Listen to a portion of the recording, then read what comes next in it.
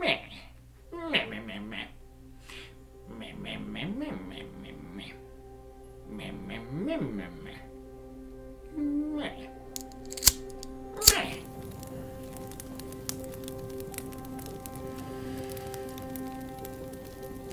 Kwiss.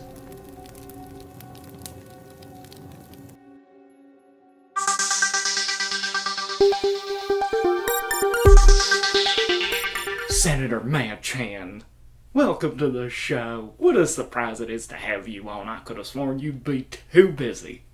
It's undeniable that you've behaved in a generally heartless manner when it comes to how your policies, or lack thereof, depending, tend to hurt or, at the very best, not help American people. But as part of that, it's also very noticeable that you've been overly helpful to the Ukrainian people and their very impressive leader, President Zelensky. Do you have some words for us about this?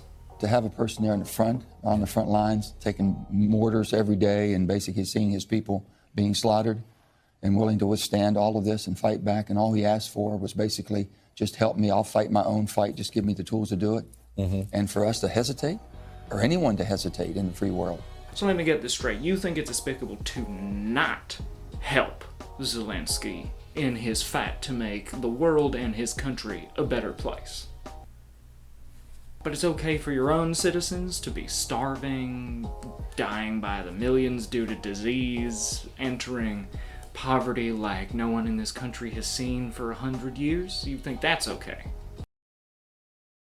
And I only say this because based on what you're doing and what you say and how you behave in the Senate, it seems like you are more willing to help the citizens and the people of Ukraine than you are to even consider helping your own constituents and the greater population of America, which as a federal senator is something you ostensibly should care about. Come on, you're being very undude. They'll call back. Look, I mean, you wouldn't even consider seriously investing in green new infrastructure, much less another aid package for Americans, even though you're willing to give, it seems like, a lot in aid to Ukrainians. fucking amateurs. I drink your milkshake. Well, I guess that's just all that coal and oil money you're being bribed with, huh? Yes, yes. I'm sorry about that interruption, Manchin. Please excuse the person who is interrupting us while we're on set. Shady aside. Shady aside! Seriously? Just like a man. End of. Shady aside!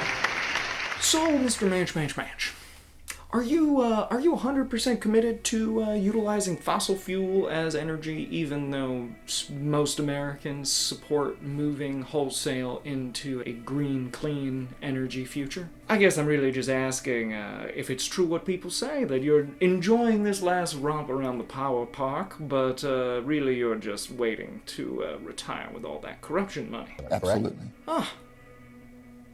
Well, okay then. Even when you know it's the truth, it hurts more to hear it. I wonder what Drew and Belle must be feeling about all of this. I don't know. Let's give you an easy one, Manch. Do you think Congress will keep supporting sanctions against Russia? I believe, and I would say this, the people in my state of West Virginia Right. believe it's basically foolish for us to keep buying products and giving profit and giving money to Putin to be able to use against the Ukrainian people. That's exactly what he's doing. So why wouldn't we lead? Why wouldn't we show the resolve we have? I understand there's more dependency in the world, but here's the problem. We have the ability to ratchet up and be able to backfill. We have the energy, we have the resources here, and we have the technology. We're 1 million barrels short a day right now that we can just ramp up like that. We can do certain things. Right. And we don't have to put any more pain on the American people than are already suffering with inflation now. But I believe the American people would, if they basically pay, if they had to, seeing that they're saving freedom and saving lives of people, innocent people. Are you kidding me? Wow, you really are that blinded by your own wrinkly stupidity, aren't you? You have the gall to say that Americans would gladly accept more of the burden that is only brought on by the frickin' decisions of you and your senatorially wrinkly bum friends? Do you see? We're economically, societally, structurally, ecologically, and literally dying out here, Manch Panch. And it's 100% because of someone like you caught in the middle with all the power, but you refuse to lead. You're like a gallstone lodged in the entrails that are the U.S. Senate. It could literally shut down the entire system. And you are big, hard, nasty, calcium-rich, and disgusting. So, the price of gas keeps going up and up and up and up and up and up. Do you only care about the corrupt oil money, or do you see how we need our national leaders to take swift action to combat climate catastrophes that will result from our already insane use of fossil fuels, namely the fossil fuel known as gas?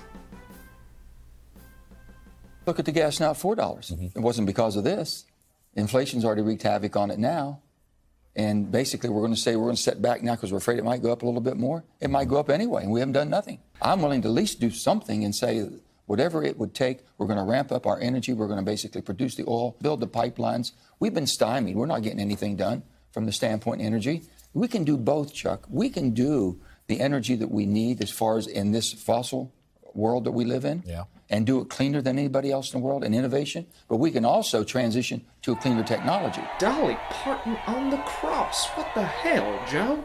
You are part of the reason we are not already transitioning to greener technology. You're the person who quashed our country's last chance to do that in the Senate. Let me say the most important thing, and the thing that I'm worried about every day is inflation right now. It's affecting every West Virginian, every American that I know of has basically told me the high prices they're paying they can't sustain, and it's hurting the people that need it the most. Basically supporting Ukraine and saving freedom and democracy around the world, because it will permeate if we don't stop it. Next of all, we can do all of this, okay? But you got to get your financial house in order. My grandfather always said, Joe, he said, unmanaged debt will make cowardly decisions out of you. You'll make a cowardly decision. We've got to get that under control. Joe, what does that word jumble even mean? You're saying Americans are being hurt due to inflation, which is true. Literally. But citizens are being harmed economically by more than just inflation. I don't know if you caught that whole pandemic thing, Manch Panch, but there's a whole supply chain issue as well. The rent's too damn high, and you're not talking about any tangible solutions that would actually help any of the people who you're saying need the help. And then you say we have to get our financial house in order? Is that supposed to be your excuse for why you're refusing to help American citizens? I drink it up! Don't bully me! And then you also want to give billions in aid to Ukraine.